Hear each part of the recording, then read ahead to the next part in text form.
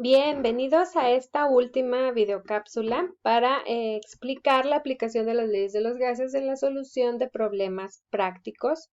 Estos últimos ejercicios se tratan de la aplicación de la Ley General de Gas Ideal. Y de la misma manera que hemos estado trabajando en los videos anteriores, vamos a ir identificando los datos de los que disponemos para verificar el uso de la ley. Entonces, en este caso también nos da el número de mol, nos dice que hay 0.652 mol de gas oxígeno igual, pero ahora se encuentran en un cilindro donde el volumen es de 10 litros y la temperatura a la que está es de 30 grados centígrados, que vamos a transformar a Kelvin sumándole 273. Son 303 Kelvin. Y entonces ahora nos pide cuál es la presión a la que se encuentra este gas en milímetros de mercurio. Vamos a poner también como dato la R, que es más conveniente manejar. En este caso, como nos pide la presión en milímetros de mercurio, sería conveniente que utilizáramos uno de los valores de la constante de gas que tuviera las unidades de milímetros de mercurio, y ese es este valor de 62.36367. Entonces vamos a anotar ese valor de R, que es la que vamos a utilizar, 62.36367, y las unidades son milímetros de mercurio por litro sobre mol por Kelvin. Entonces la fórmula que vamos a utilizar nuevamente es la ley de gas ideal, que en su forma más simple es presión por volumen igual a número de mol por R por T. Y lo que vamos a despejar, o la variable que vamos a despejar ahora, va a ser la presión. Por lo tanto, la presión va a quedar igual a N por R por T sobre el volumen. Y esa es la fórmula que vamos a utilizar en los cálculos para determinar la presión. Entonces, como operaciones, solo vamos a sustituir los valores que ya tenemos, en donde sabemos que N es de 0.652 mol. La R que tenemos es de 62.36367 milímetros de mercurio por litro sobre mol por Kelvin. La temperatura en absoluta, que son 303 Kelvin, y el volumen, que son 10 litros. De esta manera cancelamos mol con mol, milímetros, no, eso es lo que necesitamos, litros con litros y Kelvin con Kelvin. Por lo tanto, la presión va a quedar en valores de milímetros de mercurio y va a ser igual. Entonces multiplicamos 0.652 por 62.36367 por 303. Eso da un valor de 12.320.31 entre lo único que tenemos abajo, que son 10. Entonces el resultado es que la presión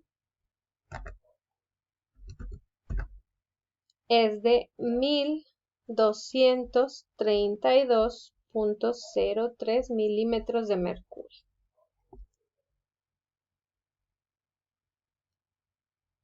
Vamos a ver otro ejemplo.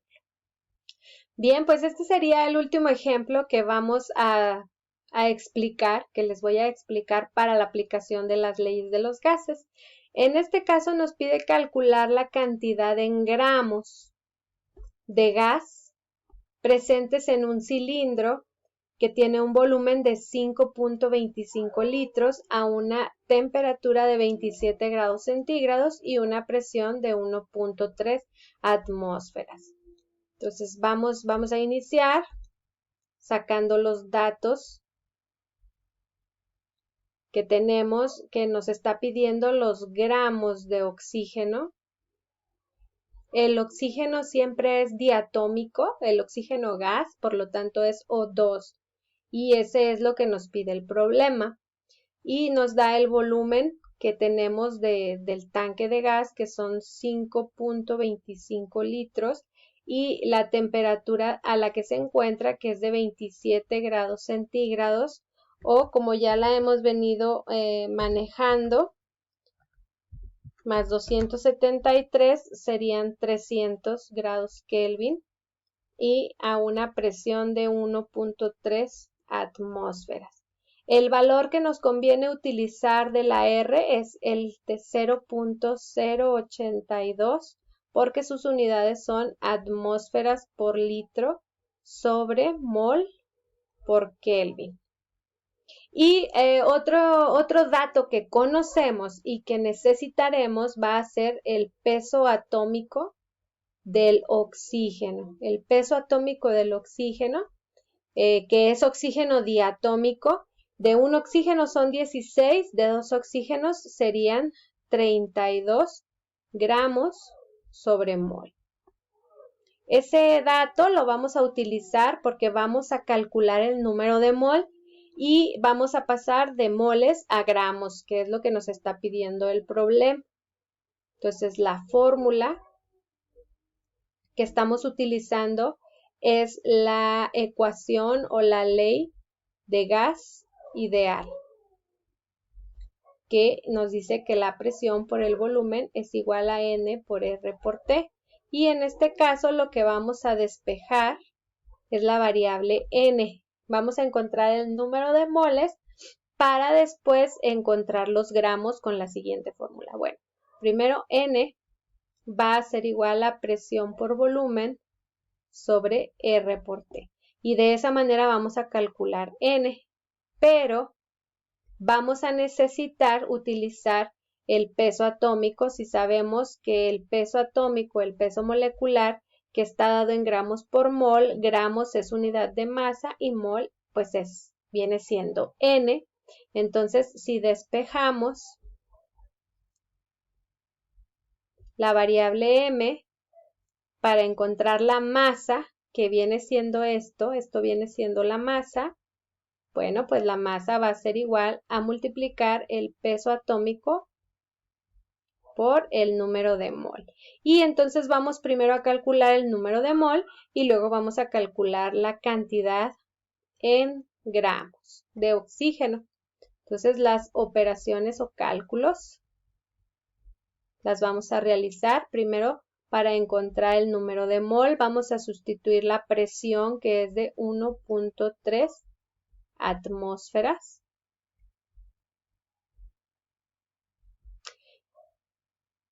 Que multiplica al volumen que es de 5.25 litros. Y aquí abajo vamos a poner el valor de R primero, que serían 0.082 con unidades de atmósferas por litros sobre mol por Kelvin, que por la regla del doble cociente quedarían acá arriba los mol por los Kelvin. Y aquí abajo iría la temperatura, que son 300 Kelvin. Y así vamos a ver que se van a cancelar las atmósferas, los litros y los Kelvin. Y vamos a tener el resultado de N en mol. Entonces, N va a ser igual a, vamos a multiplicar todo lo que está arriba, que es 1.3 por 5.25. Y esto da como resultado 6.825 y lo vamos a dividir entre lo que está abajo, que son 0.082 por 300. Y eso da un valor de 24.6. Por lo tanto, el valor de N va a ser de 6.825 dividido entre 24.6. y eso da 0.2774 mol. Hasta aquí calculamos el número de mol, pero nos pide cantidad en gramos. Así que para eso hicimos vamos a hacer uso del peso atómico. Entonces, para calcular la masa del oxígeno en gramos, esto va a ser multiplicar el peso atómico, que son 32 gramos, sobre mol, y lo vamos a multiplicar por 0.2774 mol. Así se cancelan los moles y nos va a quedar la masa del O2, que va a ser multiplicar lo que obtuvimos por 32. Y da como resultado 8.878 gramos de oxígeno. Entonces el resultado es que tenemos 8.878 gramos de oxígeno. Entonces, en un cilindro con un volumen de 5.25 litros a una temperatura de 27 grados y una presión de 1.3 atmósfera, la cantidad de oxígeno es de 8.878 gramos. Y bueno, pues es así como se aplican o se van aplicando las leyes de los gases. Como primer término, hay que leer cuidadosamente el enunciado del problema para conocer las condiciones de presión, temperatura, volumen, qué es lo que está constante, qué es lo que está variando, si tenemos condiciones iniciales, condiciones finales, o si simplemente queremos conocer el comportamiento o alguna propiedad de un gas que obedece a la ley de los gases ideales. Pues espero que les hayan servido estas explicaciones y les sean de utilidad. Muchísimas gracias por su atención.